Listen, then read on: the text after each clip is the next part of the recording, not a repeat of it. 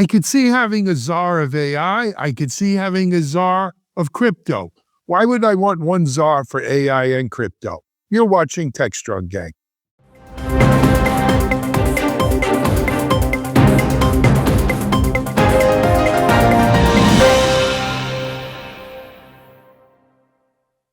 Hello, everyone. Happy Tuesday to you. It's Alan Schimmel for the Techstrong Gang. We've got a great Techstrong Gang lineup with some great stuff to talk and show you about today. Let me introduce you to today's gang members. First of all, she's back from AWS reInvent, back home. It looks like in Colorado, I could tell from that background. Futurum analyst, infrastructure pro, Camberly Bates. Hey, Camberly, it's great to, well, it was better to see you in person, but it's great to see you here on the gang. Yeah, and I just spent the weekend in Sonoma at the American Society for AI, which is a think tank. So that was... Sounds like a tough gig. It was pretty fascinating, yeah. Yeah. No wine, was there? Oh, they had a little bit there. They They managed to scrape up wine, a little wine. Yeah, a little bit. Good for you. Also joining us back from his recent escapades on the East Coast, I heard, rumor has it, he was spotted in New York. Our friend Stephen Foskin. Stephen, how are you? I am well, thank you. Yes, I was traveling through Manhattan, carrying my Peak Design backpack and wondering why I got so much police attention last week. True fact. However, no, I was there for vacation, and it was a lot of fun. Great food, great entertainment. Love New York. You didn't take a bus in, did you? Alas. No, actually, even worse, I drove. Really? Do not drive in Manhattan. No. They try to discourage you. All right, but it's great to have you here, Stephen. Then also remote today, but we're happy to have her. She's pretty in pink. It's our own Trace Bannon. Hey, Trace, how are you? I am doing very well. I'm glad to see everybody today. It seems like it's been a bit. It has been. Has been more than a bit. I'm glad you're here, though. Any travels for you recently?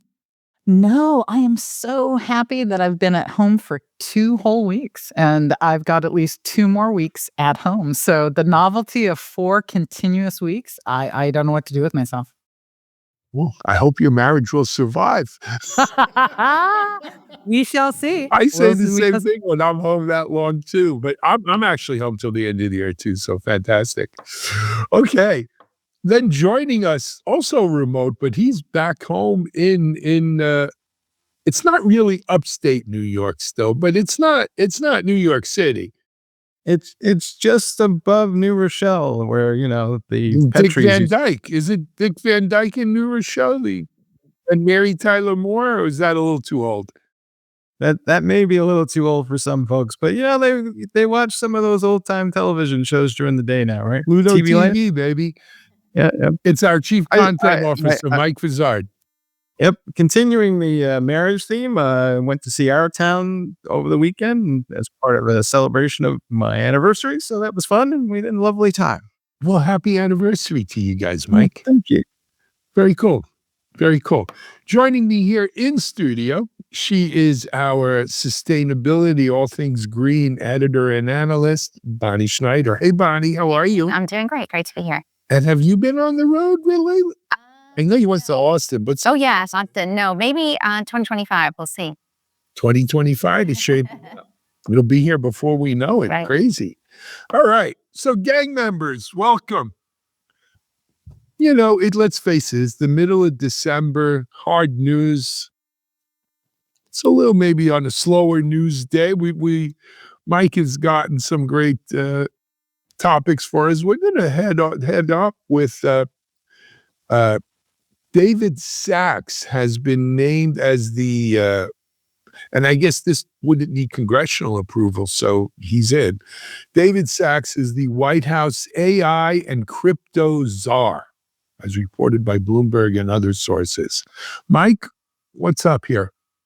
Yeah, apparently he's going to chair the Science and Technology Council in the White House, which I guess Trump is now referring to as the AI and Crypto Czar, and he's part of that PayPal mafia out there where it's all these venture capitalists who pool their resources, includes Elon and, of course, JD Vance and some of the other Peter well-known Thiel. Mr. Thiel. And it feels a little bit on the top end of it, maybe, payback for, all the funding for the election. Who knows? But I got to ask the question up front. I mean, I think it's a good thing to have somebody sitting on these things who actually knows something about technology. I just wish it wasn't somebody who maybe has a vested interest in the outcome. But what's your thought? You're not really going to ask me that, but are you? It starts with an O and ends with a Y.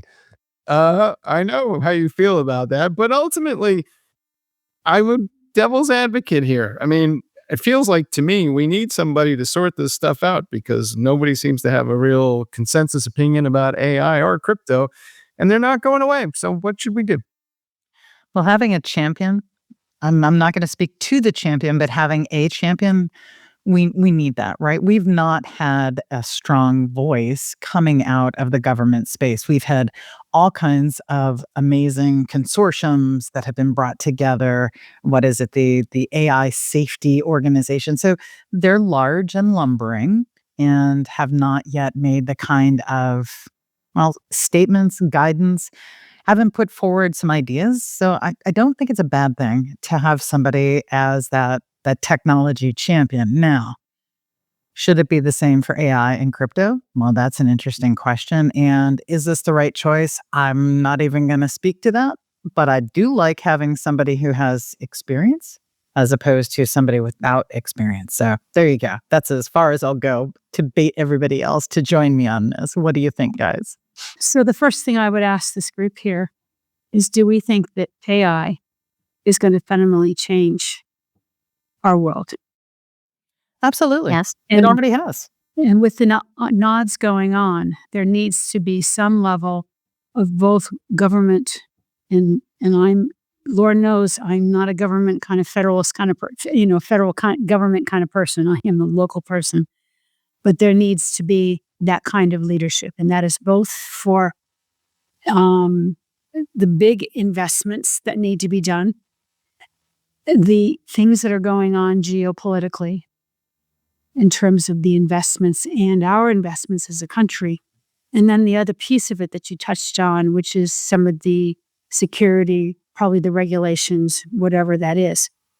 I just came back from 3 days of this think tank, American Society for AI. I mean, I swear I am the dumbest person in that room. Sometimes that's a good thing, though. Right. I'm sitting over in the corner. Listen, I am just at awe with the people that are there. And this comes from all walks of life. We have government. There was a lieutenant general there that headed up AI for the DOD. There were people, there was also another group, there's 50 of us there. There were several people from the armed forces. We had one of the leading spokespeople on macroeconomics, formerly of Oxford, now heading up a think tank on macroeconomics, who ran a game with us that was, a 3-hour game on political, AI, and investment. And it was absolutely eye-opening to look at, saying, what is China doing? What are we doing? Where are we going? And if anything it says is that, yes, we do believe this is going to be massively changing in our world. Therefore, and it's going to affect everybody's life, everybody from the trucker to the assembly worker, to the person working at McDonald's, and to the coders. And it's going to affect our lives in terms of labor. It's going to affect our lives in terms of money. And with all of that, yes, there needs to be a bigger, broader view of it. And my opinion on our Congress people, they don't have enough knowledge understanding what's real and what's not real. And that needs to come to the forefront. So I think this is as big, to me, naming him there is as big as us looking at what the CHIPS Act was doing in terms of bringing that investment back into the United States and putting the manufacturing on premise into there. So that's kind of my big picture coming out of, where I've been for the last 3 days.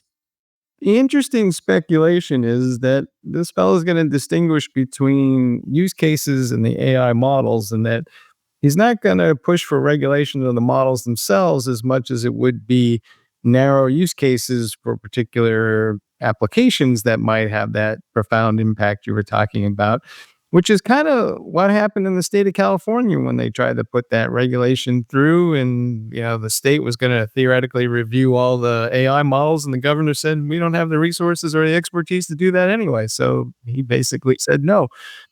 I think that's the way to go.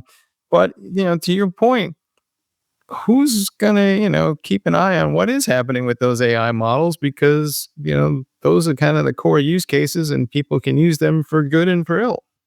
Actually, and that's a really good, one of the things that we do in that group is we have a debate, and there's about 3 or 4 topics that we have, these 5-minute debates, argument back and forth. And I had the privilege of debating on open source and taking the side of the open source, why we should have open source LLMs. And then we had the other side of it. And we didn't really talk about the models as much as we talked about the LLMs and the impact of the LLMs and what they needed, and why we would need to be able to peer into those LLMs, why we need to be able to see in there, why, where those pieces are, and should they be open source or not. If I'm developing a genomic LLM, do we want that to be open source because of what it could happen to? So I think these are really, really tough questions that we as a society need to have strong, open debate on. And that's what I'm hoping is going to happen with this, because I think out of the other side of it is where we come out with some really good answers. So I've got some thoughts here. I'm surprised. We're missing the elephant for the trees.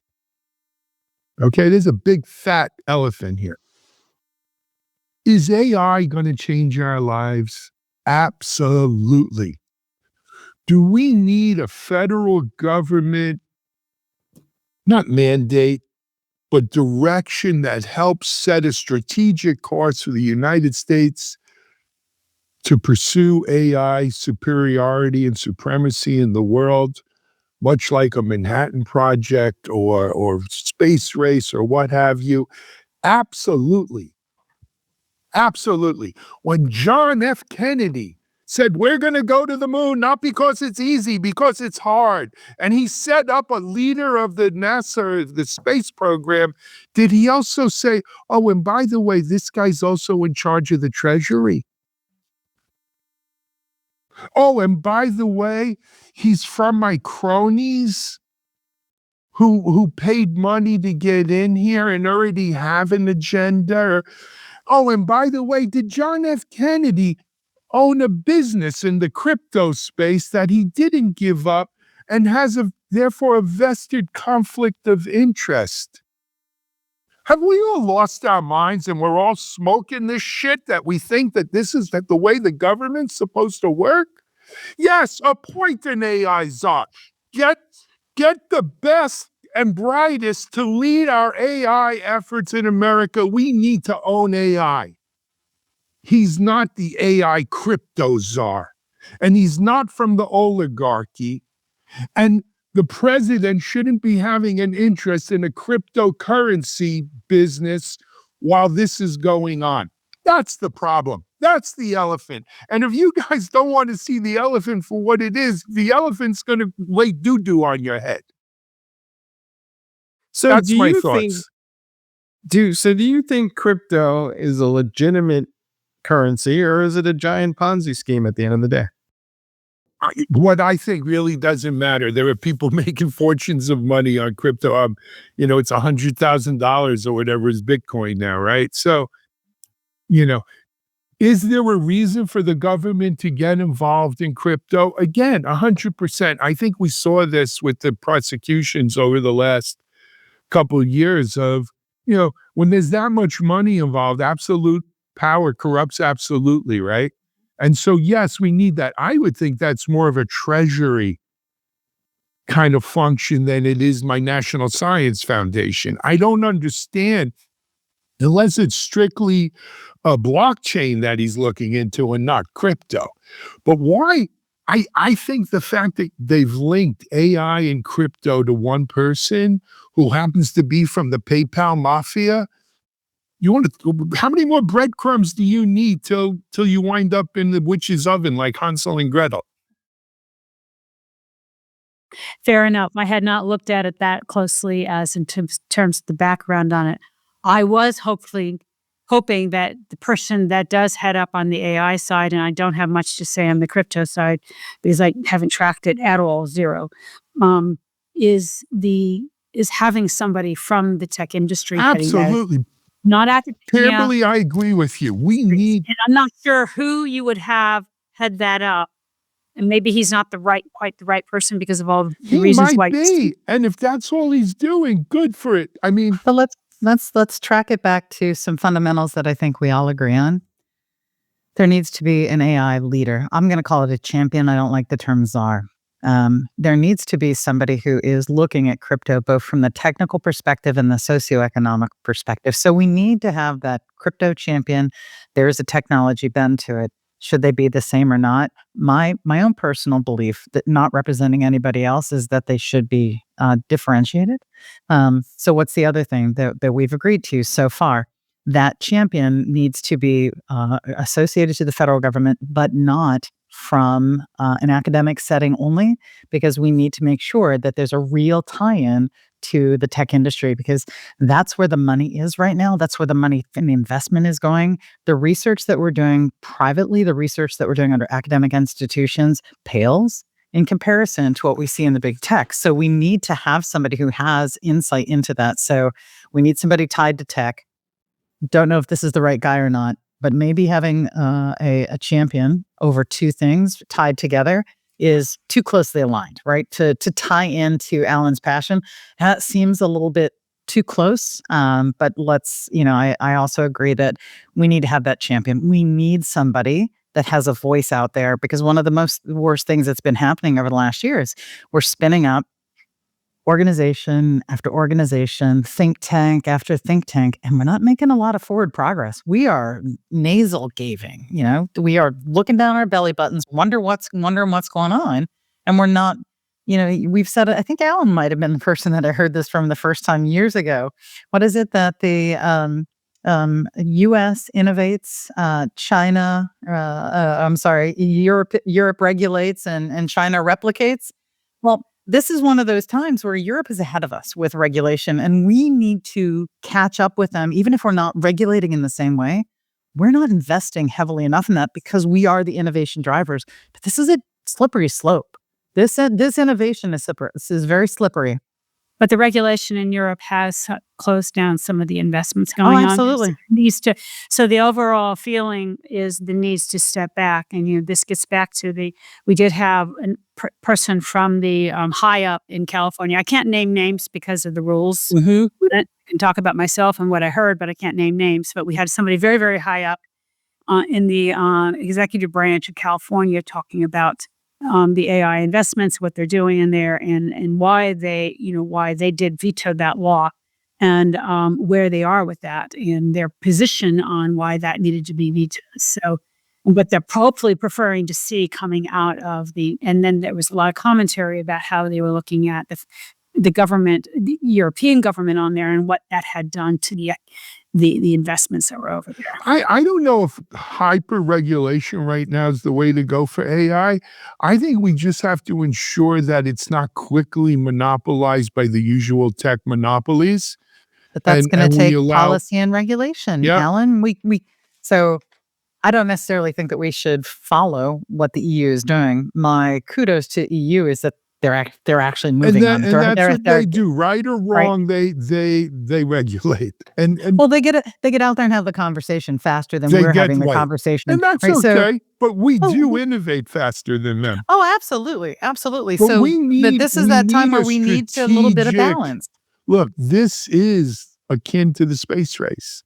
Oh, absolutely. And to that point, let me jump in here, Alan. To that point, what we need is leadership. And what Traci said earlier in this conversation is dead on. Unfortunately, that means that we need understanding as well. We need to have somebody who understands the technology and somebody who's willing to lead on the technology. I'd like to point out that the Biden administration came out with an executive order that was very pro-crypto in 2022. That order was certainly not written by Joe Biden, who probably can't spell crypto. And there was nothing more there. There was really no leadership at all in the Biden administration with regard to pushing that forward. Like I said, it was surprisingly pro-crypto, and crypto, Bitcoin rallied and crypto was hot again, but then nothing. And the same with AI. The Biden administration put Anita Dunn in charge of the AI. I mean, if you guys remember this big AI get-together that they had, Anita Dunn is a communications director. She's not a leader, and she's also not a technologist. I have nothing against her. She's probably a wonderful human being, but I don't know how she was supposed to gather these people together on AI and come up with an AI plan that would then have any kind of action behind it. And it certainly didn't. So far, we've seen absolutely zero leadership from Washington on this. I guess that's a way of not regulating it, but it's also a way of not leading it. And no matter who's in charge, no matter what your position is on crypto, on AI, on the mix of crypto and AI, I think that we can all agree that we need somebody who has a good understanding of these technologies and the implications and the social factors that affect these, that's willing to listen to people, to consider various viewpoints, and that's then able to lead on this in Washington and get something done. Because so far, essentially, what we're doing is nothing. And we're wasting a lot of time and energy. Is Sachs the right guy for that? I doubt it. But at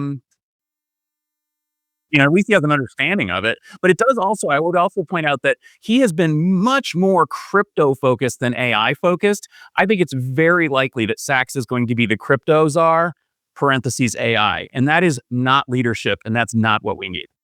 Bonnie? Yeah, I was just going to say that part of whoever is in charge and what their mission is, that has to be. And I was looking into this. If David Sachs has talked about this, is the energy use that AI is causing, and I didn't find that much about that. And I'd like to see that as a bigger part of the conversation in terms of addressing AI and crypto and data centers. I see a lot of people talking about that we need to lean into renewable energy, but I'd like to see more of that in the conversation. Let me just play devil's advocate here for a moment. Hear me out. There are certain times in our history where we have made it a national directive to do something. The space race, the Manhattan Project, things of that nature. But for the most part, the United States is who the United States is because of the magical wonder of the market at work. And sometimes it's okay to take a laissez-faire attitude and say, let's let the market sort this out. And it has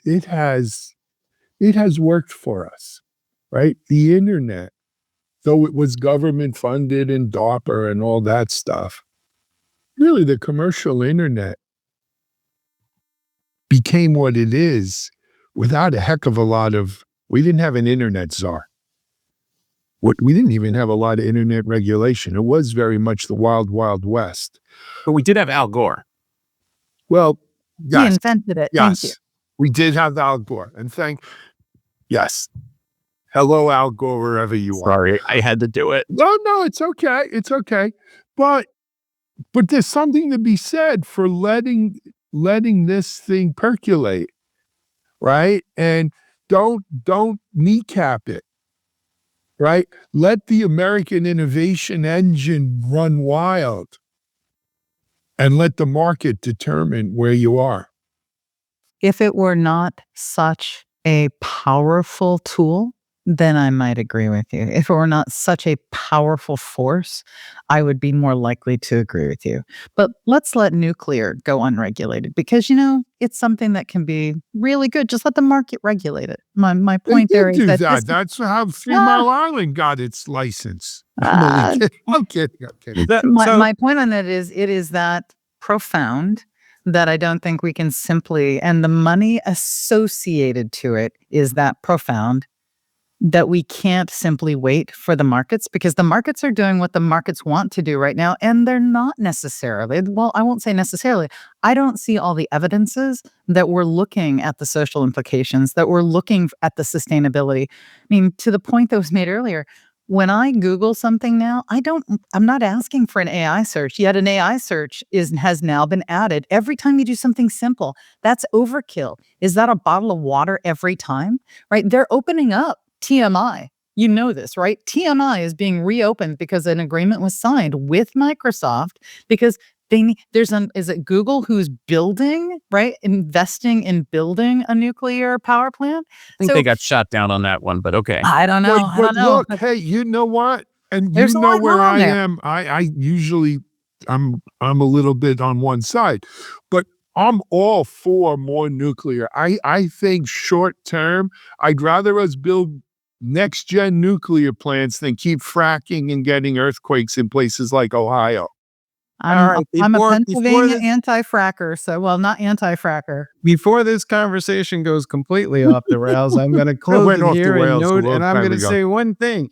You know, I have noticed that there's a large number of people from Florida in the cabinet, so I'm going to nominate Alan Schimmel to join the Technology Council. I would have to respectfully decline. My work here is too strategic. That would be great. And if it meant And I couldn't do Techstrong Gang every day, no, not happening. You guys are who? They don't You have all anyone are from who. Boca Raton. Yeah, I just want to make They sure do that not. They need a Boca Raton person in there. Hey, Mike, I just want to make sure I was clear on something. I'm not against the concepts of fracking. I live in Pennsylvania where there's a lot of fracking, and I've seen the negatives of what has happened with how it has been executed. So I'm a science geek, but yeah, I just want to make sure that I was clear on my I own get it. personal view around that. I So, get it. All right. Hey, we went way long on this. We need to Yeah. move along. We're going to take a break here on Techstrong Gang, excuse me, and we're going to come back and Bonnie says Smokey the Bear likes AI. It would make him the czar. You're watching Techstrong Gang. Modernize your business to fuel innovation and elevate customer experiences.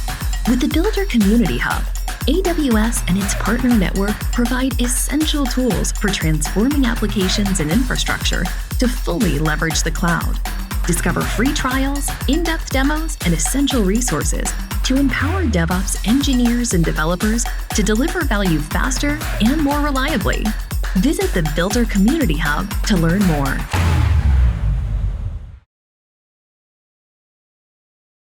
Hi, everyone. Welcome back to Techstrong Gang. In the last section, we were talking about European regulations, and this story coming up has to do with that as well, with a news update. So in Europe, there's a lot of regulations happening around sustainability and sustainability in tech, but in sustainability specifically regarding deforestation. And deforestation is destruction of global forests with supply chain activities like logging, transferring, really depleting natural resources. And the latest statistics show that deforestation could lead to up to 30% in carbon emissions. So it's an important area that needs to be monitored. So the European Commission has put in regulations that will make companies report exactly how their supply chain, everything they do, affects deforestation. But as of just late last week, they updated the deadlines for these new regulations. So small and medium companies will have till 2026 to do this reporting. But larger enterprises, the deadline's exactly 1 year from now, December 2025. So let's take a closer look at how advanced technologies like AI and satellite monitoring are helping corporations monitor their forest use. Hi everyone, I'm Bonnie Schneider with your Ecotech Analyst Insights. How do you track millions of trees across the globe? Through artificial intelligence and satellite technology. Safeguarding woodlands is a key focus of the EU's deforestation regulations. These rules will require companies to show that their products are not linked to habitat destruction. The scope is massive, affecting everything from cocoa to cattle. Geolocation data and complete supply chain documentation will be mandated for commodities like palm oil, soy, rubber, and wood products. So how can advanced technology help? Through real-time monitoring of areas that were once difficult to track, AI-powered satellites provide detailed insights into forests, while machine learning algorithms detect subtle changes in tree cover.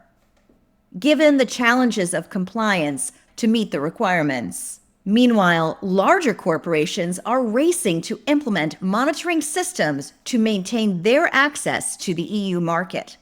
The integration of satellite monitoring and machine learning is not only helping organizations meet regulatory requirements, it's also redefining how global supply chains manage natural resources.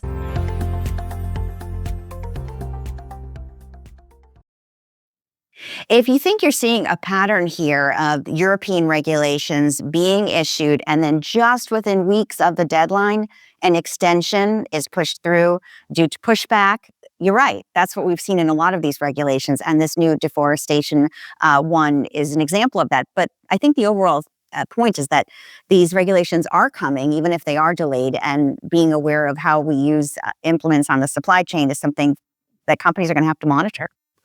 I happen to think this is the way the EU does things. They did it. This is the same pattern for GDPR. It's the same pattern for DORA, and for their AI initiatives as well.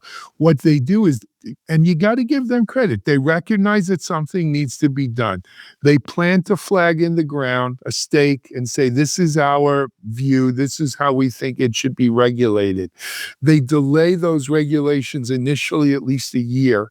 And then as you get closer, they'll delay them again to further fine tune it. But what they've said is, we are going to have regulation here. It may not be perfect today, but we'll get there. And, with GDPR, I mean, for all the doomsdayers out there, it seems to have worked pretty well.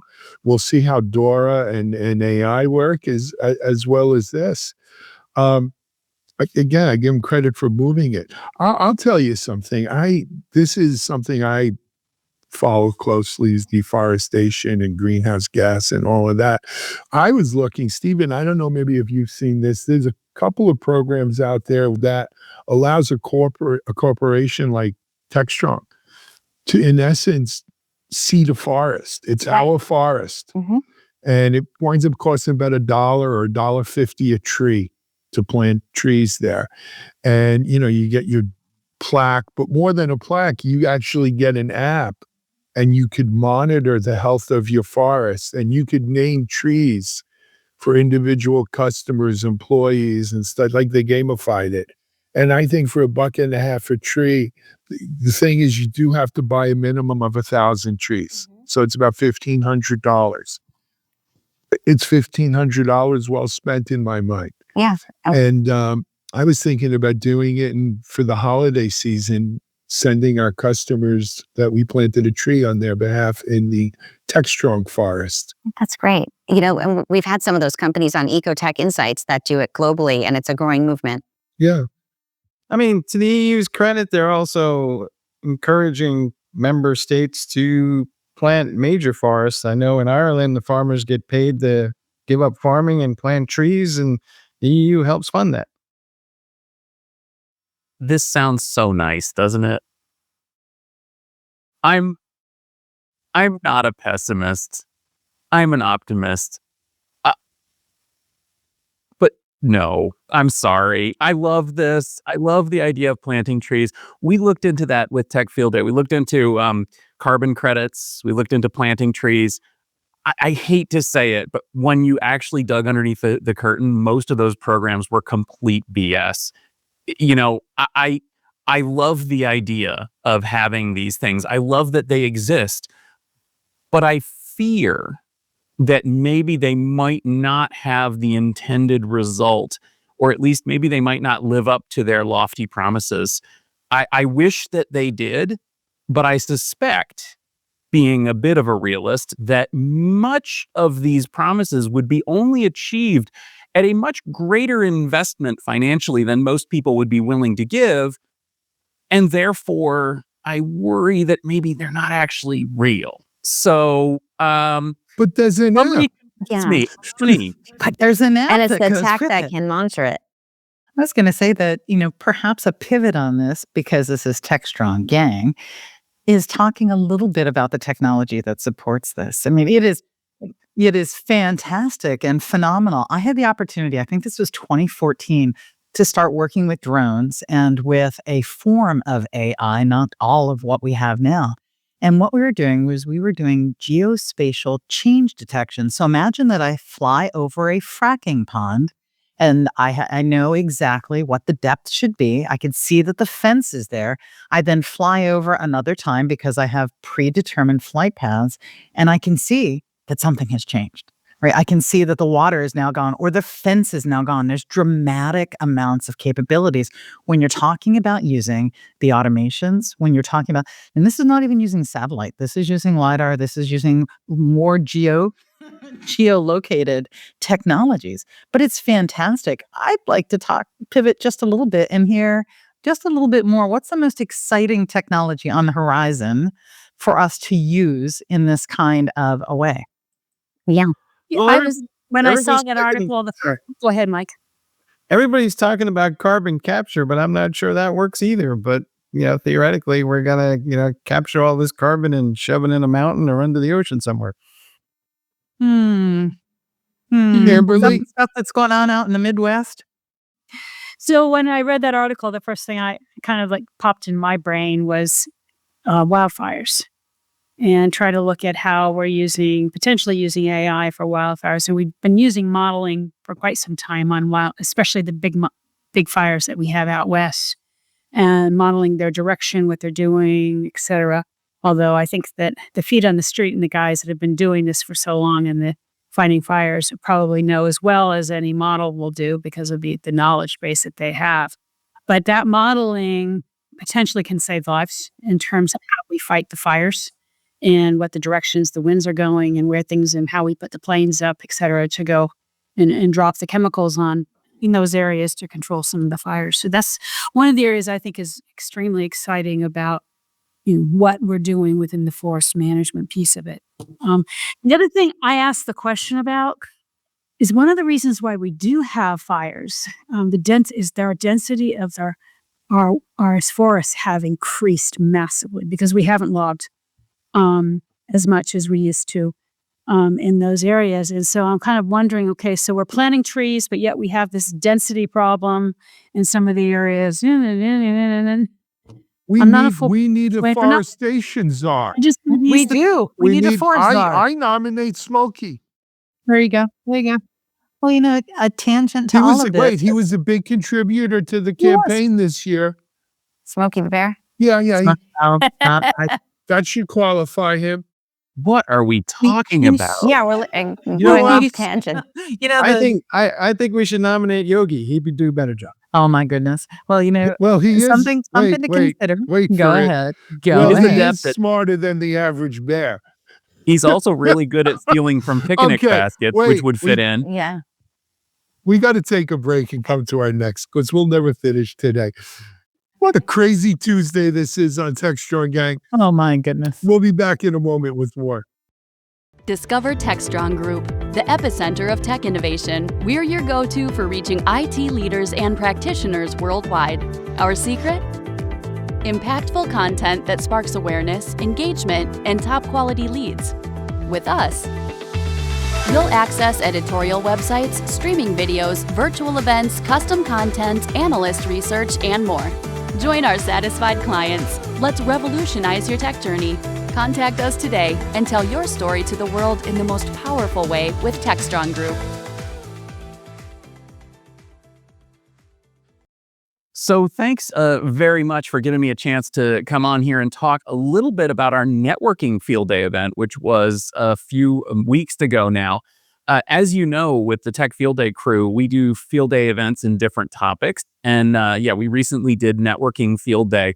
This is probably our biggest, best, brightest subject area, simply because there's a lot of companies that are doing a lot of really cool, innovative things in the space. And I thought I would share it with the Techstrong community a little bit. Basically because overall, one of the things I like to say about field days, we don't actually have a topic apart from, networking, which is a pretty big topic. But there's always a topic that emerges from the directions the companies are going, the conversations they're having, what they're saying. Now, going into networking field day, I would have guessed that the topic was going to be AI because it's 2024. However, it turned out that there was a lot more nuance in that discussion. Yeah, there's a lot of AI in there. But the major trends that we heard, number one was the as a service of everything. This is a huge trend in networking now where companies are basically challenging the idea that end users would even buy equipment anymore, even data center equipment, and would instead subscribe to an as a service model to have that networking equipment brought in, deployed, and used. It's sort of the natural evolution of some of the OpEx transformation that we've seen in the data center up until now. Another key trend was network automation around operations, around management, around scalability, and so on. There again, there's an AI angle to that, but it really is focused on addressing sort of the key needs in networking. And frankly, one of those needs in networking is IT pros. I'm sure that many of the folks listening to Techstrong Gang have some experience in networking. Well, networking needs you. It's very hard for companies to find people who really have deep networking experience, the ability to configure and manage and maintain these things, the ability to operate them long term. And over time, that's become even more difficult as people are increasingly pivoting to other fields. So there were a bunch of different companies presenting. I want to call out a few of them. Two of the companies that got a lot of attention were a company called Nile and a company called Meter. These are the guys that are upsetting the apple cart with regard to buying and using networking equipment. Essentially, they're in there disrupting the whole thing and saying, what if you didn't buy it? What if we managed it for you? What if we deployed it for you? What if it was sort of a service that we're providing for you? In terms of automation, we heard from Arista again, which is a company we've been following a long time, talking about how they're doing observability and zero trust security and management. We heard from Itential, who's talking about operationalizing and orchestrating network automation, Path Solutions, talking about network visibility and automated troubleshooting. But of course, again, it's 2024, so we're hearing about AI as well. Elicity has a cloud-native micro-segmentation platform. They're doing zero trust. They're doing security. They're doing automation and policy. Aviz Networks has a AI networking stack as well with real-time insights to how the network is performing and also leveraging AI and allowing companies to leverage AI. So overall, it was a really interesting event. I am not a networking nerd. That title belongs to Tom Hollingsworth, but I will say that it shows the direction that the networking industry is heading, shows the direction the overall IT industry is heading. And actually, Camberly, I'd love to kind of throw this ball to you because you know more about data infrastructure and infrastructure generally and the direction that the industry is heading. Is this a surprise to you that the networking industry would be heading toward as a service, as a model? Yes. And I'll say that because I just finished going through looking at a few items. I had some folks asking us about where STAS was, storage as a service. And I'll counter that a little bit as well. And so I started digging into saying, okay, so how much is actually this getting traction and where is it at? And I put out a bunch of feelers into my market. I looked at the data. It's really hard when you look at the financials coming out of the companies about when they talk about ARR, not all of it is managed service. A lot of that is just subscription kind of stuff that's in the ARR. So you got to parse that out to figure out how much of this is actually storage as a service, how much of this is subscription along with the hardware that goes along with it. And overall, there's a slowdown. And that slowdown in that purchasing of storage as a service is partially because people has spent a lot of their money on the AI items, et cetera. And maybe somebody was saying, yes, they're spending all this OpEx over there on the AI piece of it or whatever they're doing, so they don't have the money. So they're using their CapEx to purchase instead. Some of it is that they're doing the analysis of it and saying at the end of the day, it's cheaper to buy the storage because on the storage items, differently than network, so this may be different, is that often what I'll buy is buy new, and then my older stuff goes on to do some, it's kind of like the used car goes to the kid, right? So I give my used car to my teenager to use. So that's where we've seen that. On the flip side of that, we believe that the other items like these full stacks that are going in for AI are probably going in with some level of an as a service capability or support system. So it may be just that we're seeing this slowdown on the storage side of the house. And this is actually varying by vendor that we're talking to. But yes, it's kind of it was an interesting. I mean, I just dug into this last November. This is like, current news about folks that I was talking to. So yeah, and it could be different with networking because I don't think you deprecate your old networking gear someplace else. I think you really change it up. I mean, you keep it for about 7 years and then you change it over. So probably from an OpEx standpoint, it makes a whole lot of sense. I feel like the cloud service providers are actually driving the most innovation in the networking space these days. And that's because they have the use case that drives it. And AI has gotten them to double down because there's just a massive amount of data that they're dealing with. And if you look at what AWS was talking about at reInvent, they're doing everything from, building their own processors to creating new cables connections for the fiber optic transceivers that they're using just to optimize traffic flow. And it matters to them greatly. So they're like, same thing that they're telling Intel, they're telling Cisco. They're like, we'll do it without you. So shameless plug. We do a show on Techstrong TV and sponsored by our friends at Cloudflare called the Connectivity Cloud. And that's really what it's about. It's about networking in a world where we have that hyperscale cloud center, where we have assets on the edge, where so much lives on our endpoints. And how do we connect all of those in tomorrow's network? And how does that all work? And we have some great guests on that show. It's a fascinating show. Every other week we do one. But it makes for great tech field days, and it was a great tech field day. I should also mention another shameless plug: Tech Field Day is available on Techstrong.tv. When they're live, we stream them on Techstrong.tv. But if you want to go back and watch this Tech Field Day, Stephen, are they on Techstrong.tv and they're on YouTube as well? Yeah, all the presentations are on YouTube for the last 15 years. In fact, there's a lot of backlog there. So you could actually see one of the very first ever presentations from Arista, for example, way back when, over a decade ago. But yeah, all these presentations that we talked about there are available on YouTube as well and on Techstrong TV. I do feel like, to Camberly's point, I wonder if maybe one of the changes that we're seeing in terms of the OpEx shift is just allocation of capital. Maybe companies, because they're putting so much resource into buying AI hardware, buying new data center, that they just have less capital to spend on, CapEx in other areas. And I wonder, too, if this sort of cloudification overall is leading them to just sort of a different perspective, a different kind of mental paradigm when it comes to deploying and managing systems. Because I would have guessed that the storage as a service would have taken off much, much greater than that. But you certainly have more visibility into that. So it just hasn't taken off? It took off. I mean, it did take off. And there's definitely a percentage of it that's out there that's as a service. Clearly you've got all the cloud stuff, the cloud that's going on there. But there just seemed to be the slowdown. And I do believe, it's different products are purchased in different ways. And as I said, I don't really know the networking industry. I don't know the technology very well. I don't know their cycles of upgrades. I know they're different than the servers. That's different than the storage. And there are 3 different, series there.